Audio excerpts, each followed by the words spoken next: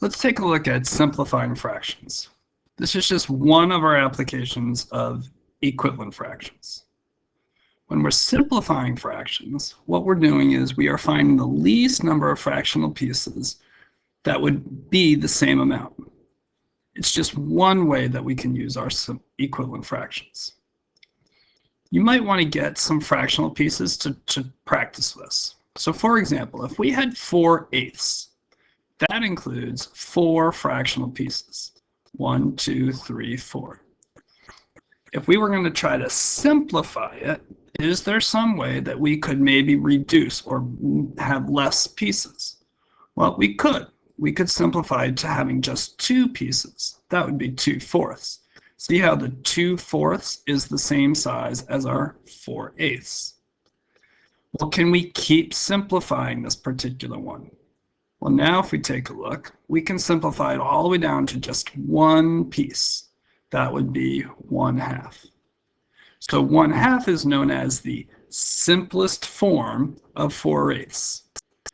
1/2 is the same as 2/4 is the same as 4/8, and the 1/2 is the simplest form. Let's look at another example. How about 8/12? Okay, if you need to hit pause while you get the 8/12 out. Right now we have 8 pieces. What if we were to find something that had less pieces? We could find something with 4 pieces. What about 4/6? Now, if you see the 4/6, you can see how they're the same size, right? Because 2 of the 12ths is 1/6, so since we have 8 of them, we need 4/6. But can we do it even more? Well, we could go all the way down to 2 pieces by doing 2/3. 2/3 would be the smallest. If you try some of your different pieces, you'll notice that the 1/2 doesn't match up. And that would be the only thing that would be a little bit bigger than 1/3. So the simplest form of 8/12 is 2/3. How about 3/12? This time we have 3 pieces. Can we simplify that? Well, if we take a look here, we can simplify it down to 1 piece, which is 1/4. And as soon as I make it to just one single piece, that's how I know I am in simplest form.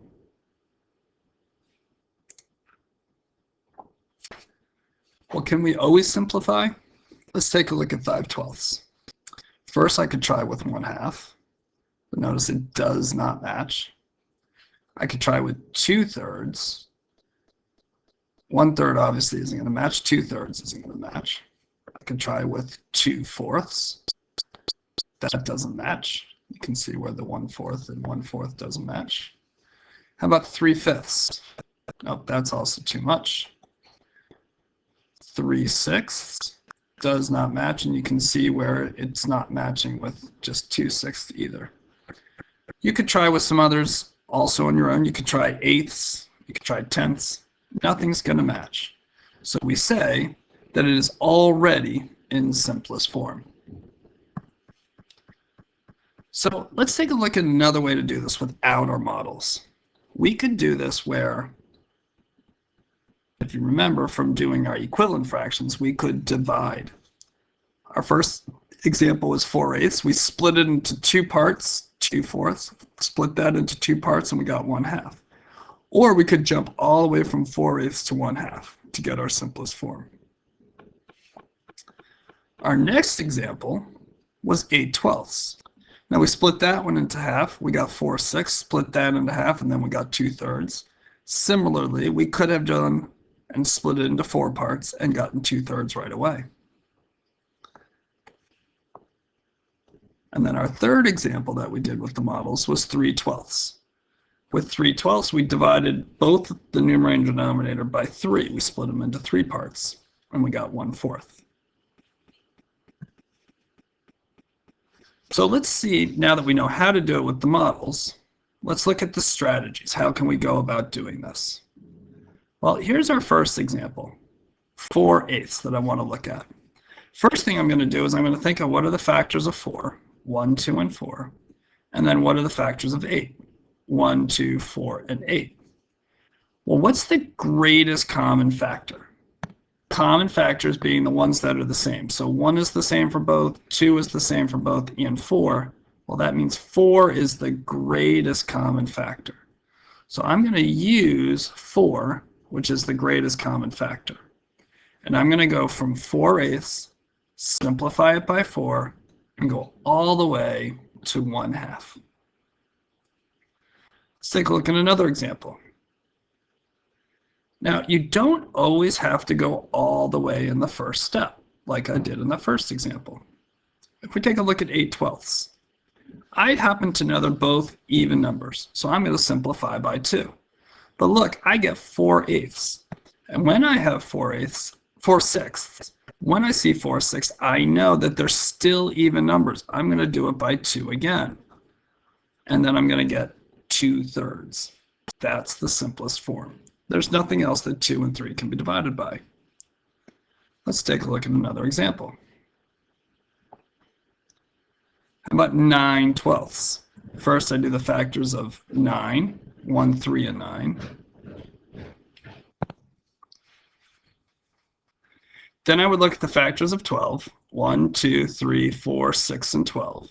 And now I'm going to look for that greatest common factor, which once again, this time is 3. So then what I do is I'm going to use the greatest common factor of 3 and simplify 9/12 by 3 to get 3/4. So how does this work with larger numbers? Well, the same way. 9/24. I'm going to do my factors of 9, 1, 3, and 9.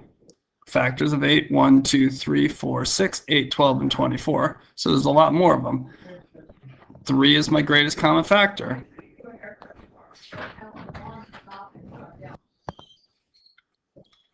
So with a greatest common factor of 3, I simplify 9/24 to 3/8.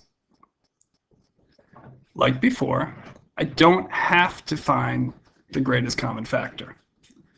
18/36 are both even numbers, so I'm going to simplify by 2. Get 9/18. But now I have to check and make sure, review. I know these are both divisible by 9, so I'm going to simplify 9/18 to 1/2.